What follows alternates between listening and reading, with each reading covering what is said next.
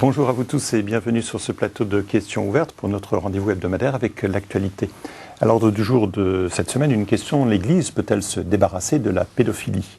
Benoît XVI doit rendre public ce vendredi une lettre aux catholiques irlandais. Ces derniers ont été secoués par les révélations récentes d'actes de pédophilie commis par des prêtres. Le cardinal Sean Brady, le primat d'Irlande, a présenté mercredi ses excuses et exprimé sa honte. Alors il n'est pas le seul en cause, bien sûr. Après ceux des États-Unis, d'autres cas semblables sont mis au jour en Allemagne, en Autriche et aux Pays-Bas, par exemple.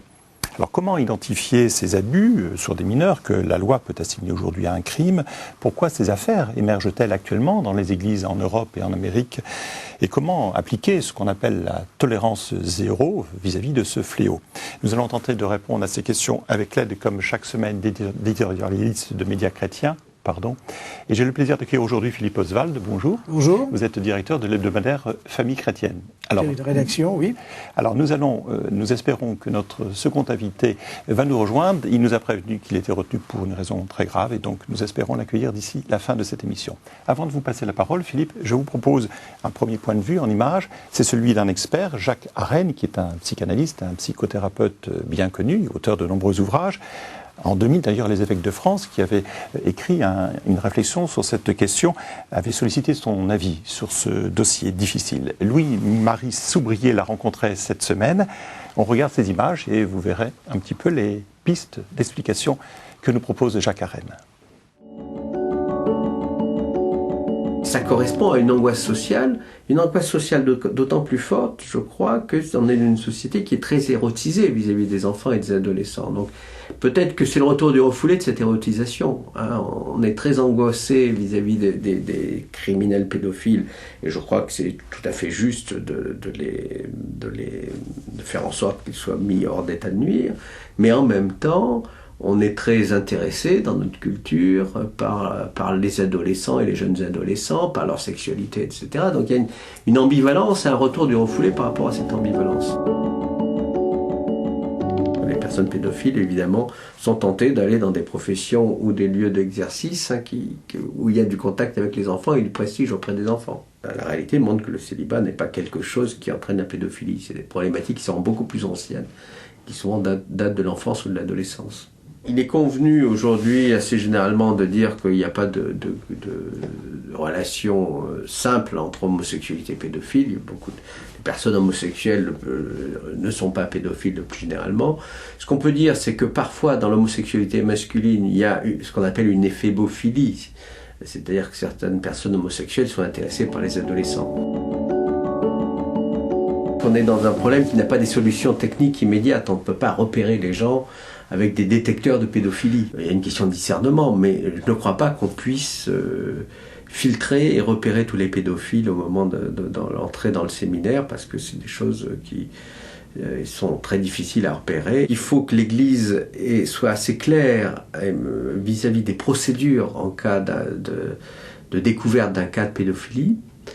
C'est-à-dire, d'abord, au niveau d'examiner la réalité et de voir si effectivement la réalité des faits, pour ne pas accuser injustement les gens, bien entendu, parce qu'on est dans une culture où on réagit très vite aux questions de pédophilie. L'affaire d'Outreau nous l'a montré. Si j'étais à la place d'un évêque, d'une part, je serais très prudent, parce que je pense qu'aujourd'hui, moi, en tant que psy, j'ai vu parfois des dénonciations hâtives, d'une femme qui dénonce son mari d'avoir des attouchements sur les enfants, etc., alors que ça n'est pas vrai.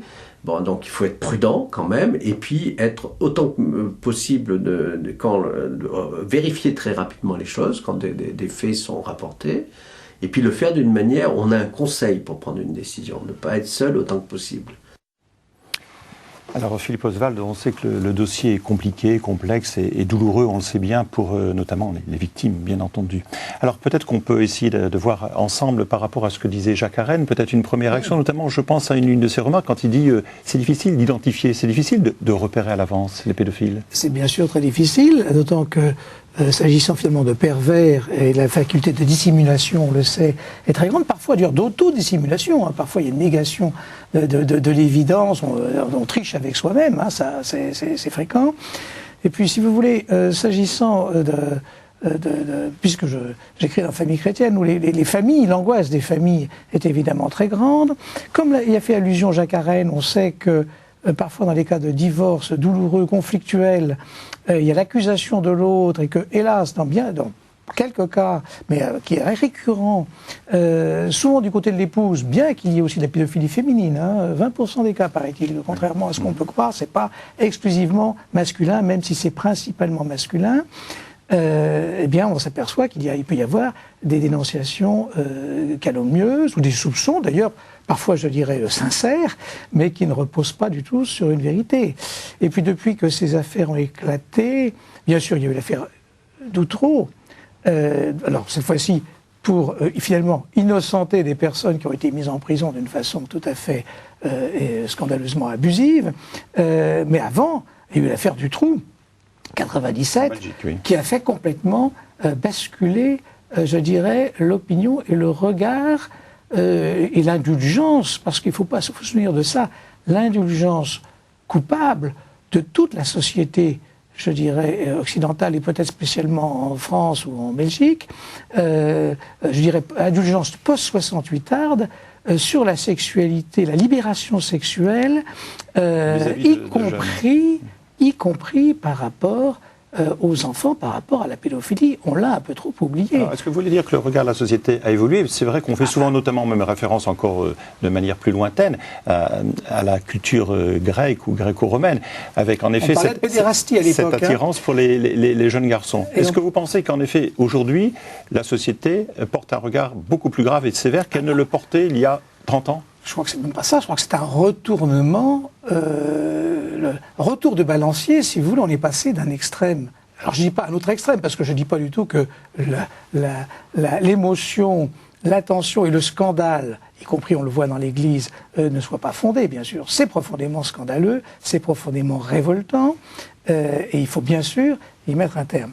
Mais il faut avoir la mémoire en même temps pour bien comprendre qu'il y a eu un basculement, un revirement, on peut dire quasi total de l'opinion, très brutal, comme une espèce de repentance collective, si vous voulez, qui s'est fait jour vraiment, on peut dire, au moment de l'affaire Dutroux. Souvenez-vous, la marche blanche en Belgique, l'affaire Dutroux en 97. Et je vais vous citer, à l'appui de ce que j'affirme... C'est-à-dire des cas très médiatisés en quelque sorte, c'est-à-dire où l'opinion a pu prendre conscience de l'horreur de ces drames. Bien sûr, parce que là, ça aboutit, c'était pas simplement des cas de pédophilie, mais ça aboutit bien sûr à la séquestration et aux tortures et à la mort atroce de ces jeunes enfants, par ce monstre, par ce pervers. Mais en même temps, la Belgique c'est tout proche, il y a eu la fameuse marche blanche, il y a eu la mobilisation de tout un peuple, et bien sûr ça a eu des retentissements très profonds sur l'ensemble du monde occidental, de l'Europe, et spécialement de la France, parce qu'on est quand même proche, n'est-ce pas, de la Belgique, en l'occurrence de la Wallonie en plus. Alors, à l'appui de ce que je viens d'avancer, si vous permettez, sur le revirement, je voudrais citer 3 faits. Oui, allez-y. 3 qui sont des faits que je prends à travers les médias, ce qui n'étonnera peut-être pas pour un journaliste. Mais peut-être qu'on peut en prendre un, parce que je voudrais aussi qu'on avance un peu dans la réflexion. Les 3 je les énonce très rapidement. Le Monde, une table ronde, une tribune dans Le Monde de novembre 1977, qui s'intitulait « Pédophilie, appel à la tolérance ». Et c'était un appel signé Jacques Lang, Bernard Kouchner, Simone de Beauvoir, André Glucksmann, pour prendre la défense de 3 accusés, et même coupables, d'attentats à la pudeur sur des enfants. Bon, sans violence, disait-il, mais pour dire attention, ils vont prendre de la prison exagérément, vraiment c'est trop fort. Alors, ce premier fait, Deuxième fait, des années 70. 5 ans plus tard, Antenne 2, 23 avril 82, c'est le fameux apostrophe avec Daniel Cohn-Bendit, qui se vante ouvertement, depuis il a fait repentance lui aussi, il l'a écrit aussi par ailleurs, d'avoir des rapports avec les enfants et d'exalter la sexualité enfantine et le rapport que lui, adulte, peut avoir dans des termes que d'ailleurs, je préfère ne pas citer, mais qu'on peut aller voir sur YouTube toujours. On se souvient de l'échange entre Daniel Cohn-Bendit et François Bayrou au moment de la campagne européenne. Qui est revenu très récemment. Et votre troisième point, 15 ans après cet événement-là, donc nous sommes en mars 97, il y a la circulaire de Ségolène Royal, à l'époque ministre déléguée pour l'éducation nationale, donc ministre de Claude Allègre à l'époque, enfin sous l'autorité de Claude Allègre, qui fait une circulaire pour que les enseignants, professeurs soupçonnés de pédophilie, sans même que l'enquête aille plus loin, soient, en attendant que l'enquête débouche, mis à l'écart. Et ça a fait un tollé. Mais malgré tout, c'était la première fois qu'une mesure de ce genre, pas circulaire, était prise. Mais en même temps, il y a eu la levée de bouclier des syndicats disant « mais attendez, la présomption d'innocence, qu'en faites-vous » Et de fait, de cette époque et depuis, il y a eu un certain nombre même d'enseignants injustement soupçonnés et mis à l'écart, dont certains sont suicidés. Alors, ça nous donne un peu le contexte. Alors, il y a un autre sujet, bien entendu, de polémique, en quelque sorte, c'est par rapport, bien entendu, au terrain, au fameux terrain dont Jacques Arène parle, les terrains propices. Alors, on sait bien statistiquement que, bien entendu, la plupart des pédophiles sont des pères de famille. On sait bien que ça ne concerne pas uniquement l'Église. Il a bien cité tous les milieux favorables là où il y a des petits-enfants. Mais on sait aussi que l'Église, malheureusement, est impliquée dans ces affaires. On l'a vu ces dernières semaines. Alors, la polémique, c'est de savoir est-ce que le célibat est un terrain propice. Alors, bien entendu, Jacques Arène répond non. D'autres théologiens, d'autres psychologues disent non mais, c'est-à-dire non mais, le milieu exclusivement masculin, le climat qui a pu régner dans des séminaires pendant des années dans certains pays, a pu être un terrain non pas propice, mais un terrain qui a pu éventuellement faciliter ce genre de fléau. Qu'en pensez-vous ? Bien, je pense qu'il y a deux choses à considérer, deux éléments à avoir en tête. Le premier, c'est qu'il n'est pas exclu, comme d'ailleurs je crois l'a suggéré Jacques Arène à l'instant, qu'un certain nombre de personnes ayant cette tendance, cette attirance, choisissent, je dirais, un cadre dans lequel, et un métier dans lequel ils soient effectivement au contact d'enfants ou au contact de jeunes hommes, s'agissant de ce qui peut se passer dans certains séminaires. On sait que notamment aux États-Unis, quand il y a eu cette enquête qui a déjà plusieurs années sur ce qui pouvait se passer dans certains séminaires aux États-Unis, là il s'agissait d'homosexualité, non pas de pédophilie, eh bien qu'il y avait effectivement des homosexuels qui étaient rentrés dans ces séminaires pour pouvoir en quelque sorte satisfaire cette homosexualité, et ça a été déjà un premier choc. Là il ne s'agissait pas encore une fois de pédophilie comme telle, mais d'homosexualité. Ça a été un premier choc qui a vraiment ébranlé l'Église des États-Unis à ce moment-là, et qui a d'ailleurs donné lieu à une enquête du Saint-Siège et des visites là-bas dans les séminaires. Alors, le climat, l'ambiance, le milieu, la façon qu'avaient les séminaires de cette époque-là, des années 70-80, de gérer en quelque sorte, parlons clair, de gérer la sexualité par rapport aux séminaristes, est-ce que vous pensez en effet qu'aujourd'hui les choses ont changé ? Je pense que l'Église est dans le monde est tributaire du climat d'une époque, des avancées et des reculs d'une époque, des faiblesses d'une époque.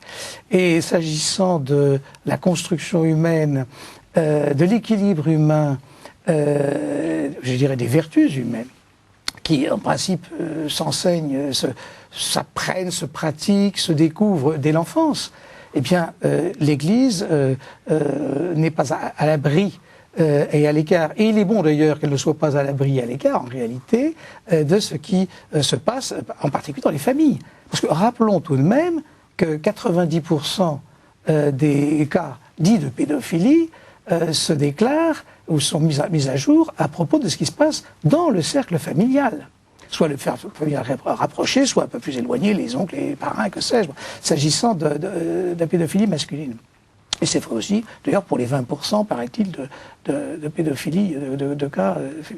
Donc il me semble qu'une époque qui a été fragilisée, perturbée, par beaucoup de choses en fait, par les transformations extraordinaires des modes de vie, par l'éloignement, par la concentration urbaine, par les rythmes urbains, mais là, donc, par l'impact des médias. Vous visez la société, mais moi, oui. Sans du tout, bien entendu, ce n'est pas notre rôle de viser, bien entendu, le milieu, mais le fait que certains psychologues, certains théologiens même disent...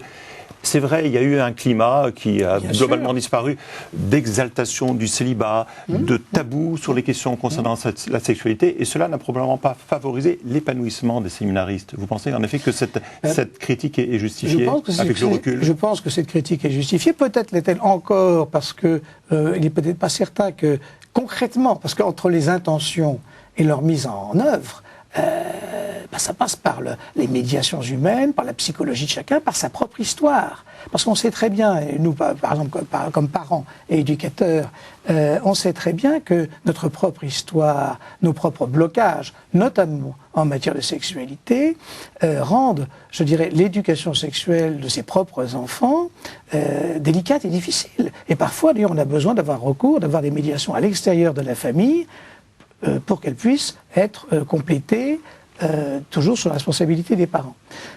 Donc il me semble que dans le cas de la formation des séminaristes, de fait, tous ces chocs, et qui sont paroxystiques actuellement, avec une avalanche, un déluge de révélations, et vrai dire avec un matraquage médiatique sur lequel on pourrait peut-être aussi dire un mot, qui focalise sur l'Église, qui du coup devient le bouc émissaire de ce qui se passe dans l'ensemble de la société, même s'il est vrai que c'est plus scandaleux pour nous, même chrétiens et catholiques, que ça se passe dans l'Église, eh bien, tout ça fait que la prise en compte, la mise en œuvre de ce qu'il faut faire n'est pas si évidente que ça. Alors, et demande du temps. On pourrait peut-être avancer en effet sur d'autres sujets de débat et même parfois de polémique, vous le savez Philippe comme moi, c'est notamment pourquoi ces affaires sortent aujourd'hui. Il y a diverses explications. J'aimerais entendre la vôtre en tant que journaliste de cette façon aujourd'hui de médiatisation sur les cas en Irlande, en Allemagne, bientôt en Espagne aussi, aux États-Unis ça date de plusieurs années et on a connu naturellement bien entendu des cas aussi en France.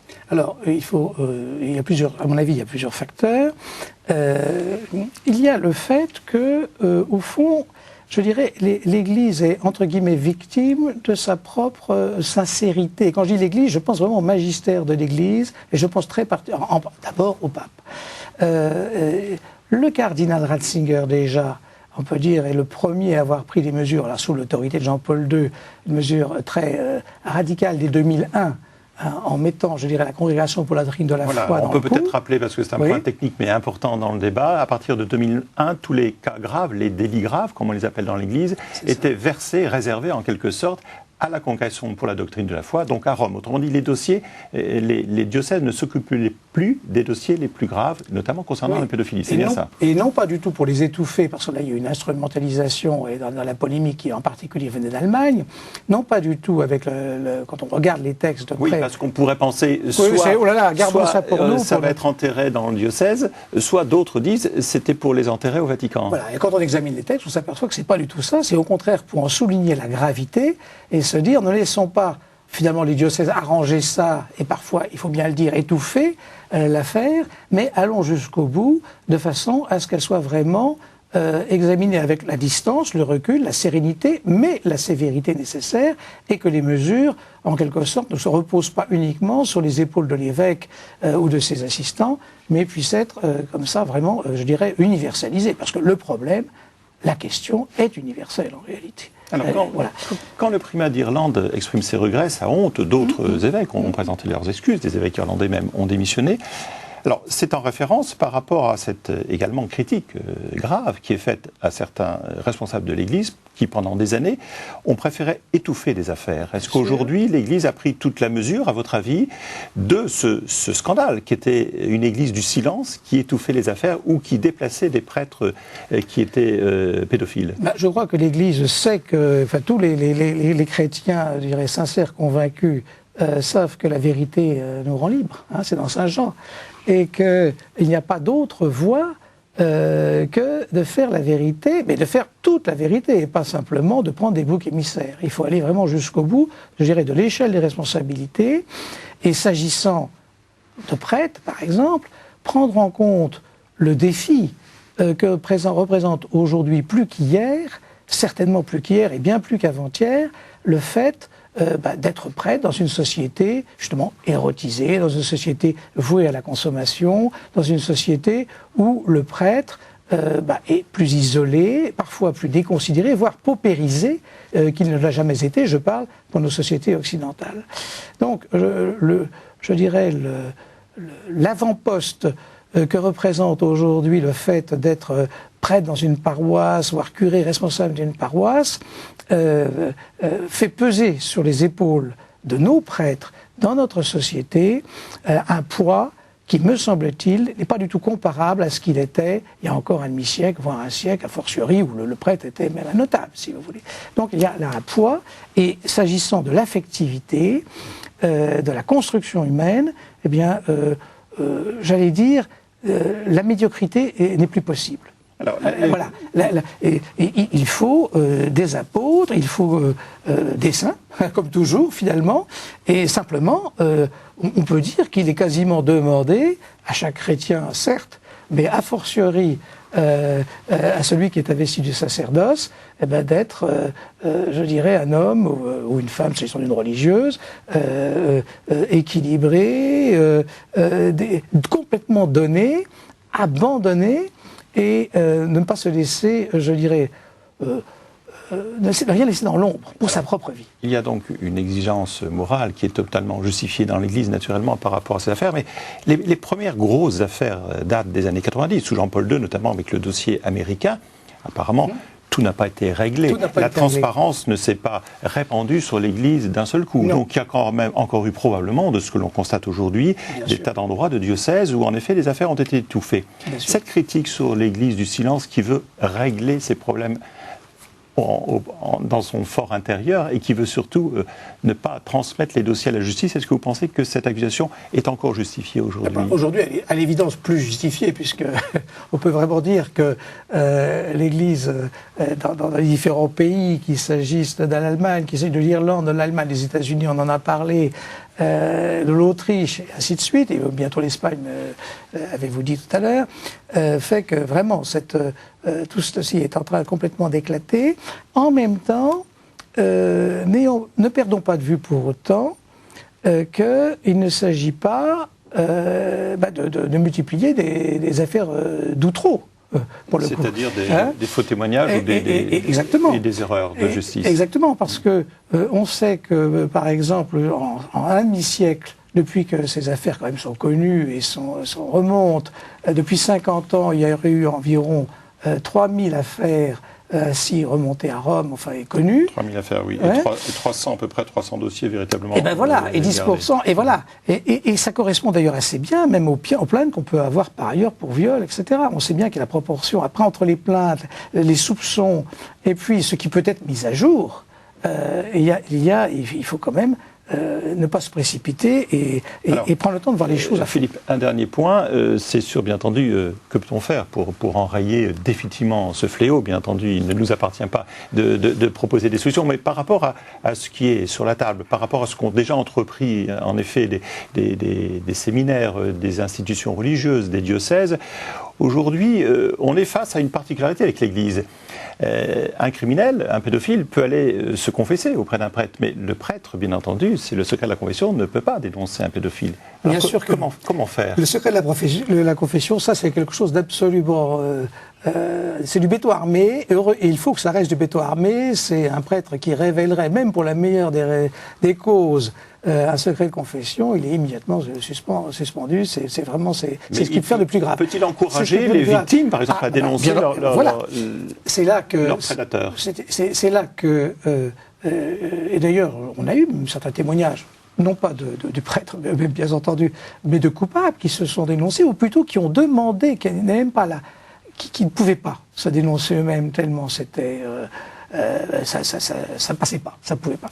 Mais j'ai un cas très précis en tête, en France en particulier, il y a peu de temps. Rapidement, Philippe. Eh bien, qui, à la demande de son confesseur, est allé à trouver un de ses responsables pour lui dire, eh bien, écoute, dénonce-moi. Voilà, je dois vraiment faire la vérité jusqu'au bout, puisque je suis repentant, et bien que je veux bien en accepter toutes les conséquences, et il faut aller jusqu'à me dénoncer. Moi, je ne peux pas le faire, j'y arrive pas, mais toi, fais-le à ma place. Et ça, bien sûr, hors confession. Nous aurons l'occasion de revenir, je pense, sur ce dossier difficile. Je vous propose de passer à notre rubrique Contrepoint. Alors Philippe, en dehors de cette actualité, à Femme chrétienne, je suppose qu'il y avait d'autres sujets qui ont retenu votre attention ? Un coup de cœur, un coup de gueule ?